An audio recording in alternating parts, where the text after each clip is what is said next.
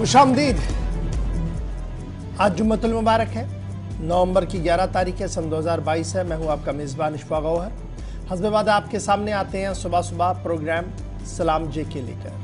और आज के सलाम जेके प्रोग्राम में भी ख़बरें होंगी, तज़िया होगा, तबसरा होगा, बात जम्मू कश्मीर की भी होगी।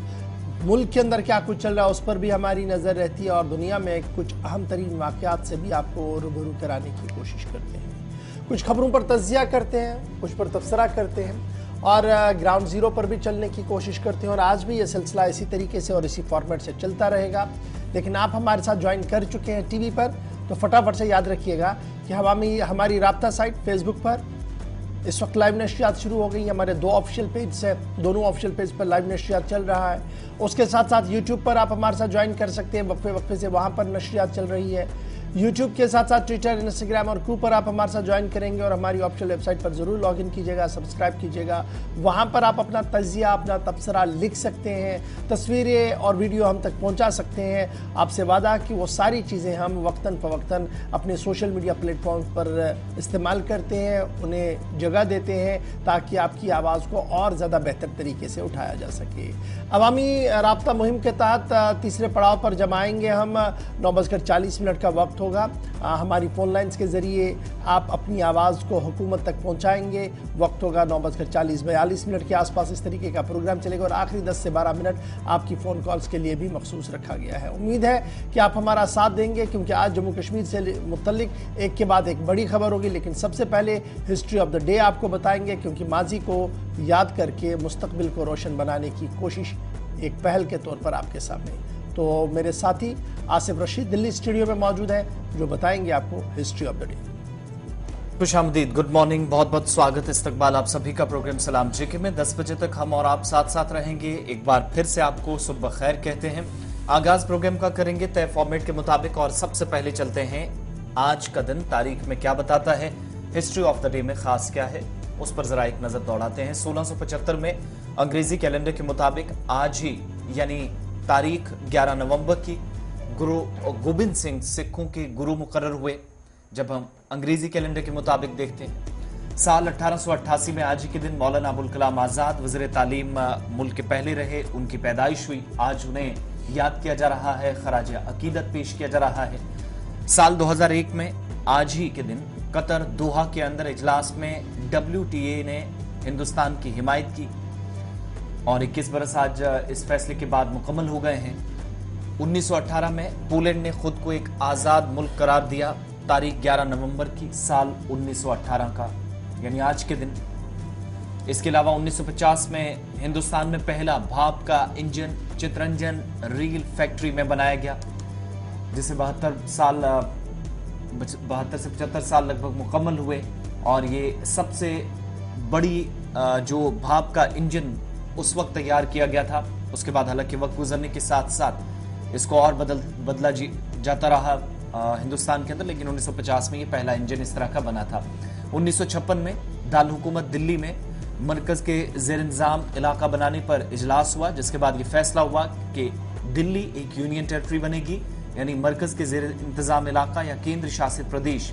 1956 में दारुल हुकूमत दिल्ली आज के दिन बनाया गया। साल 1973 में मैसूर का नाम बदलकर कर्नाटक रखा गया, आज ही का दिन था। साल था 1973, तारीख थी 11 नवंबर की और 11 नवंबर 1973 को ही यानी इसी साल में पहली बैनुल-अक़वामी डाक टिकट की नुमाइश दिल्ली में शुरू की गई। दिल्ली एक तरफ यूटी आज के दिन बनी, दूसरी तरफ 1973 में आज ही का वो दिन था जब पहली इंटरनेशनली जो डाक टिकट्स होती हैं उसकी नुमाइश, जो एग्जीबिशन का काम था, नई दिल्ली में पहली मर्तबा देखी गई, आगाज किया गया। ये हिस्ट्री ऑफ द डे में बड़ी बातें थी, चंद अहम पॉइंट्स आप तक पहुंचाने का हमारा सबसे पहले मकसद रहता है। आप प्रोग्राम का आगाज करेंगे और सबसे पहले आज मरकज के ज़ेर इंतजाम जम्मू कश्मीर चलेंगे। सिक्योरिटी फोर्सेस की कार्रवाइयां जारी हैं और प्रोग्राम का आगाज इसी खबर के साथ। एक और एनकाउंटर और अब सर्च ऑपरेशन जारी है साउथ कश्मीर के अंदर। चलिए जनाब, बड़ी खबर से आगाज़ करते हैं और बात करते हैं जी जनूबी कश्मीर शोपियान ज़िले की, पहाड़ी ज़िला शोपियान है, जहां से इतला यह है कि सिक्योरिटी और इंटेलिजेंस इदारों को ये खबर मिली थी कि मिलिटेंट जो है वो छुपा बैठा है और वहां मिलिटेंट के छुपे बैठने के बाद जब सर्च ऑपरेशन शुरू किया गया तो इब्तिदाई खबरों के मुताबिक सर्च पार्टी पर गोली चली, जिसके नतीजे में रिटेलिएट किया गया और एनकाउंटर की शक्ल में यह पूरा मुहासरा जो है वो चला गया, जिसके बाद अब सरकारी ज़राए से इस बात की तस्दीक हो चुकी है कि इस एनकाउंटर के दौरान जो कापरन के पास हुआ है, एक फॉरेन मिलिटेंट, गैर मुल्की मिलिटेंट जो है मारा गया है, जिसकी शिनाख्त अभी तक कामरान के बतौर हो पाई है। इस एनकाउंटर के दौरान फॉरेन मिलिटेंट कामरान मारा गया है। एडिशनल डायरेक्टर जनरल पुलिस की तरफ से इस बात की तस्दीक की गई और यह साफ कर दिया गया है कि जिला कुलगाम और शुपियां बेल्ट के अंदर यानी 2 अजला के अंदर यह मिलिटेंट जो था ये काफ़ी सरगर्म था और पिछले कई महीनों से पुलिस राडार पर भी था, जिसके बाद आज एक मुख्तसर एनकाउंटर के दौरान इसे मार गिराने का दावा पुलिस की तरफ से किया गया है। जहां एक तरफ से पुलिस ने इस बात की तस्दीक की है कि जनाब एनकाउंटर हुआ, वहीं पर कामरान के मारे जाने की खबर ये कही गई कि ये कामरान जो था ये काफ़ी एक्टिव था जी ज़िला शोपियां और ज़िला कुलगाम के अंदर। और ये झड़प कापरन जिन लोगों के पास ये टोपोग्राफी याद होगी और याद रखिएगा कि ये किस तरीके का इलाका है कापरन जहां पर ये एनकाउंटर हुआ है। और इस एनकाउंटर के दौरान एक गैर मुल्की मिलिटेंट के मारे जाने की तस्दीक हुई है।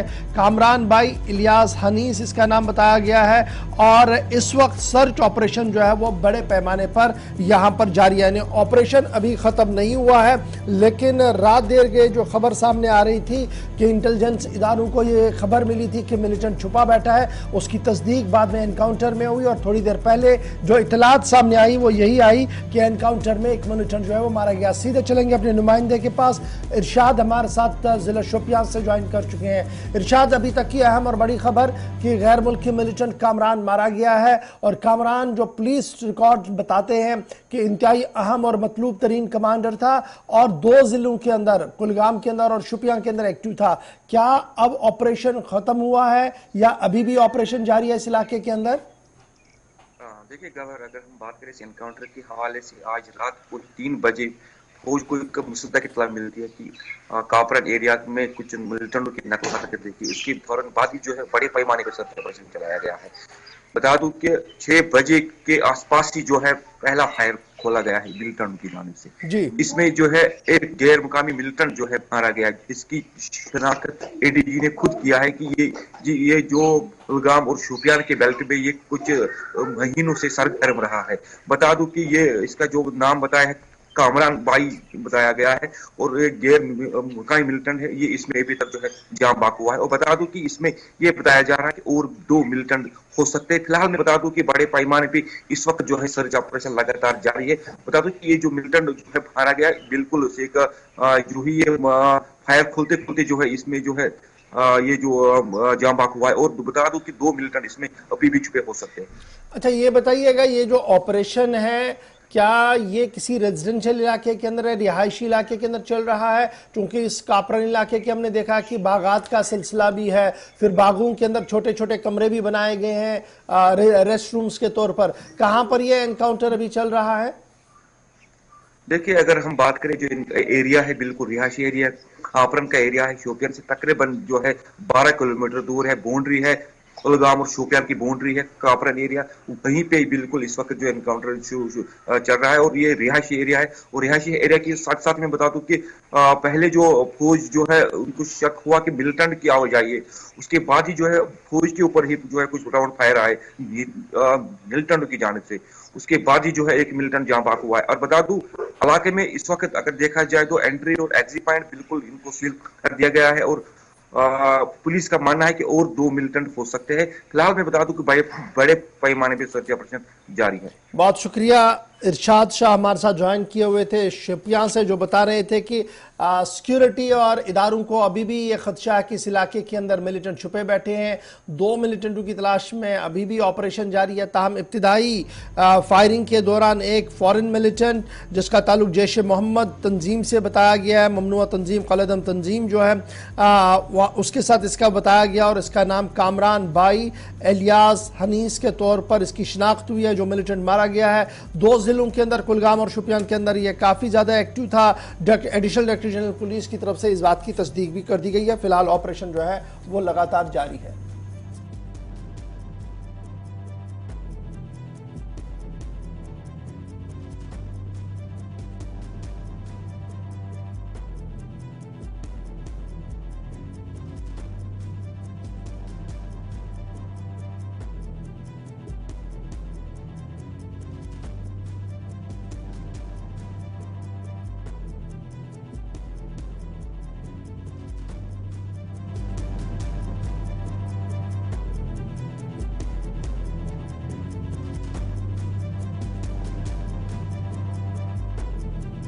जी बढ़ते हैं जी आगे। बात जरा एक और बड़ी खबर की करते हैं और बात करते हैं अब जनाब उस कार्रवाई की जिसको लेकर पिछले 2 महीनों से कोई ना कोई खबर जरूर आती है। और बात करते हैं पुलिस भर्ती के हवाले से, जो सब इंस्पेक्टर भर्ती हुई थी जिस पर बड़े पैमाने पर बेज़ाब्तियों के इंकिशाफात हुए थे, जिसके बाद बाज़ाब्ता तौर पर तहकीकात आगे बढ़ी।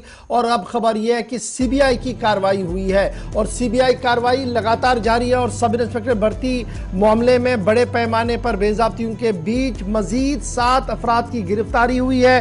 और अब जब 7 अफराद की गिरफ्तारी हुई है तो कुल मिलाकर गिरफ्तार शुदगान की तादाद 20 तक चली गई है अभी तक। और जो कल 7 लोग गिरफ्तार किए गए हैं उन्हें मकामी अदालत के सामने भी पेश कर दिया गया, जिन्हें मजीद रिमांड के लिए सीबीआई को देने की बात जो है वो सामने आ रही है। वो 20 तक फिलहाल पहुंचा है तादाद जो गिरफ्तार हुए हैं। भर्ती स्कैंडल में मुलविस मुलजमीन को सीबीआई ने जम्मू की अदालत में कल रात देर गए पेश किया, जिसके बाद उन्हें मजीद जो है रिमांड में दे दिया गया है। सेंट्रल ब्यूरो ऑफ इन्वेस्टिगेशन की तरफ से 7 लोगों की गिरफ्तारी हुई है, जिनमें 4 सीआरपीएफ के साथ ताल्लुक रखते हैं। उसके साथ साथ जनाब जम्मू कश्मीर पुलिस के साथ भी इनका ताल्लुक है कुछ लोगों का। तो कुल मिलाकर गिरफ्तारियां जो हुई हैं वो CRPF, BSF, Indian reserve police, Jammu Kashmir police, ये सारे लोग इसमें मुलविस हैं। जो सब इंस्पेक्टर भर्ती घोटाला गुज़श्ता दिनों सामने आया था, गुज़श्ता महीनों सामने आया था।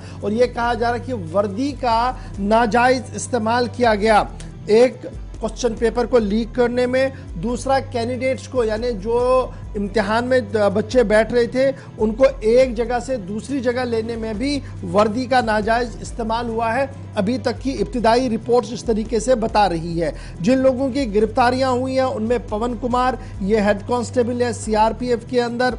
और उसके बाद जब आप देखेंगे हरियाणा के ये रहने वाले हैं। सुनील कुमार, ये कांस्टेबल कुक है सीआरपीएफ के अंदर, इनके बेटे की भी गिरफ्तारी हुई है। और इनका ताल्लुक भी जो है वो अखनूर इलाके से है। उसके बाद जी जय सूर्या शर्मा, इनकी गिरफ्तारी हुई है और ये सीबीआई कस्टडी में ऑलरेडी थे, उनके बेटे को भी ले लिया गया है। और इस तरीके से मजीद लोगों की गिरफ्तारियां हुई है, कुछ लोग हरियाणा से हैं, कुछ लोग जम्मू से हैं। तो कुल मिलाकर अभी तक मजीद 7 लोगों को गिरफ्तार कर दिया गया है। और उन 7 में जब आप देखेंगे तो वर्दी का एक बड़ा अमल दखल है, चाहे वो सेंट्रल गवर्नमेंट सीआरपीएफ हो, बीएसएफ हो या Jammu Kashmir Indian reserve police हो, आईआरपी के जवान हो। कहा जा रहा है कि वर्दी का नाजायज इस्तेमाल यहाँ पर किया गया है। सीबीआई ने जब अदालत में इनको कल पेश किया तो अदालत ने फिलहाल 10 दिन के रिमांड के अंदर इनको दे दिया है, पुलिस कस्टडी दे दी है जनाब 10 दिन की। और मजीद पूछताछ जो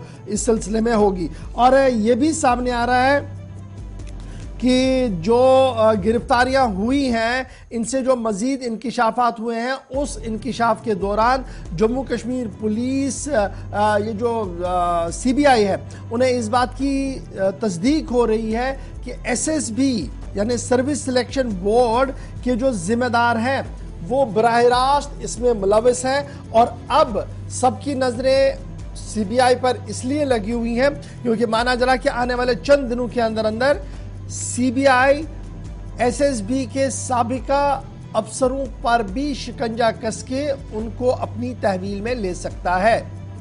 और ये पहला मौका होगा जब इतने बड़े पैमाने पर जम्मू कश्मीर से लेकर हरियाणा और हरियाणा से लेकर पंजाब तक और दिल्ली तक छापामारियां हुई हैं। और अब फाइनल के तौर पर एसएसबी के अफसरों पर भी गाज गिरेगी। और फिलहाल अभी तक किसी की गिरफ्तारी एसएसबी दफ्तर से नहीं हुई है, सर्विस सिलेक्शन बोर्ड के दफ्तर से नहीं हुई है, लेकिन जो एदाद शुमार और जो शवाहिद मिल रहे हैं वो इस बात की तस्दीक कर रहे हैं कि जनाब आने वाले दिनों में एसएसबी के अफसरों पर भी गाज गिर सकती है, उनकी भी गिरफ्तारी हो सकती है।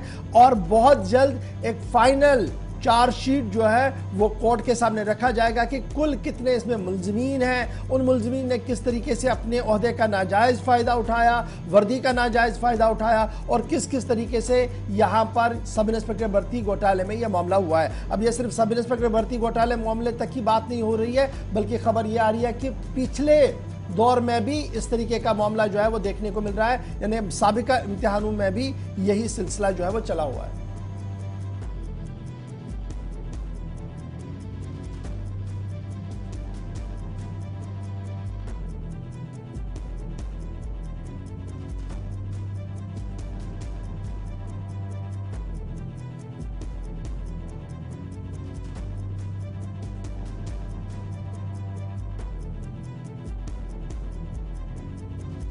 कुल मिलाकर ये गिरफ्तारियों का सिलसिला जो है, ताज़ा तरीन तफसीलात मिल रही हैं, उसमें अब तक 24 तक ये तादाद पहुंच गई है। 17 लोग ऑलरेडी गिरफ्तार थे, तो 4 उसमें और 4 जो सीआरपीएफ के एहलकार हैं, बाकी 3 और लोग हैं जिनमें एएसआई का एक बेटा भी है। तो कुल मिलाकर ये 7 लोग तादाद पहुंच गई है 24 तक। अब आगे बढ़ते हैं, बात भारत और पाकिस्तान के हवाले से भी करते हैं। एक अहम इजलास, एक अहम सेशन जिसमें जम्मू कश्मीर का मसला और लद्दाख का मसला एक बार फिर उठा है, और इस पर भारत की तरफ से जवाब पाकिस्तान को दिया गया है। जम्मू कश्मीर ही नहीं बल्कि लद्दाख भी भारत का अटूट हिस्सा है और रहेगा। ये सॉलिसिटर जनरल ऑफ इंडिया की तरफ से जो ताजा स्टेटमेंट उस वक्त सामने आई जब 41वां सेशन चल रहा था यूनिवर्सल पीरियोडिक रिव्यू यानी यूपीआर का, और वर्किंग ग्रुप का इजलास जिसमें भारत की तरफ से जो तकरीबन 7 से 18 नवंबर तक इस इजलास की जो ऑलरेडी तय शेड्यूल था उसके मुताबिक चल रहा है। अभी 1 हफ्ते तक ये इजलास जारी रहेगा। इसमें यूएन ह्यूमन राइट्स काउंसिल जहां पर ये इजलास हो रहा है, जहां पर ये सेशन हो रहा है, और भारत और पाकिस्तान की तरफ से भी नुमाइंदगी जो की जा रही है, इसमें जम्मू कश्मीर और लद्दाख की बात आई। पाकिस्तान ने इंटरनेशनल फोरम पर एक बार फिर जम्मू कश्मीर का मसला जब उछाला तो उस पर जवाब भारत की तरफ से दिया गया, और भारत की तरफ से solicitor general of India Tushar Mehta, उनकी तरफ से कहा गया कि मुसलसल पाकिस्तान की एक तो उन्होंने तनकीद की कि वो बैनुल-अक़वामी सतह पर बार बार इस मसले को उठा रहा है, दूसरा कि इसलिए हम ये कह रहे हैं कि लद्दाख और जम्मू कश्मीर एक अटूट अंग या हिस्सा भारत का रहेगा, क्योंकि ऐसे कई कवानीन हैं जो 5 अगस्त से पहले की और बाद की डेवलपमेंट्स का भी उन्होंने जिक्र किया। ऐसे कवानीन जो अब तक जम्मू कश्मीर के अंदर काम जो अब तक लागू नहीं थे, वो लागू होने के साथ साथ जम्मू कश्मीर के अवाम को, नौजवानों को, बिलखुसूस उन तमाम लोगों को जो किसी न किसी तरीके से 5 अगस्त से पहले सरकार के मौकिफ के मुताबिक आजादाना राय या इकदाम नहीं रख सकते थे, उनको सरकार की तरफ से एक मौका फराहम किया गया, जिसके मुताबिक तमाम तरह की सहूलियात, तमाम तरह के इकदाम जो मरकज दे सकता था वो किए गए हैं। और मौजूदा वक्त में उन्होंने इन 3 सालों की जो सरकार की उसूलियाबियां हैं वो इंटरनेशनल फोरम पर गिनवाते हुए पाकिस्तान की इस बात के लिए तनकीद की कि मुसलसल वो उस मसले को जिसे शायद नहीं उछाला जाना चाहिए था, बैनुल-अक़वामी सतह का गलत इस्तेमाल पाकिस्तान की तरफ से किया जाता है। अक़वाम मुत्तहिदा के अंदर इंसानी हकूक़ काउंसिल का इजलास चल रहा है और 7 नवंबर से 18 नवंबर के दरमियान यह इजलास चलेगा, जिस दौरान पाकिस्तान की तरफ से कई बार जम्मू कश्मीर के मामले पर गुफ्तगू की गई, और कल तुषार मेहता की तरफ से रात देर गए पाकिस्तान के उन सभी सवालों का जवाब दिया गया, जिसमें यह कहा गया था कि गैर कानूनी तौर पर 5 अगस्त 2019 के फैसले को लिया गया और उसके बाद इंसानी हकूक़ की खिलाफ वर्जियाँ अरूज पर है। तुषार मेहता का मानना है कि कमोबेश 800 ऐसे इक़दामात किए गए हैं, ऐसे कानून का निफाज अमल में लाया गया है, मरकजी कानूनों का, जिसका बराह रास्त फायदा जो है वो अब जम्मू कश्मीर की आवाम को मिल रहा है। और 5 अगस्त के लेकर आज तक जिस तरीके से अवाम ने इंतहा पसंदी और दहशतगर्दी से बेजारी दिखाई है, वो एक चशम कुशा है और पाकिस्तान के लिए एक आईना है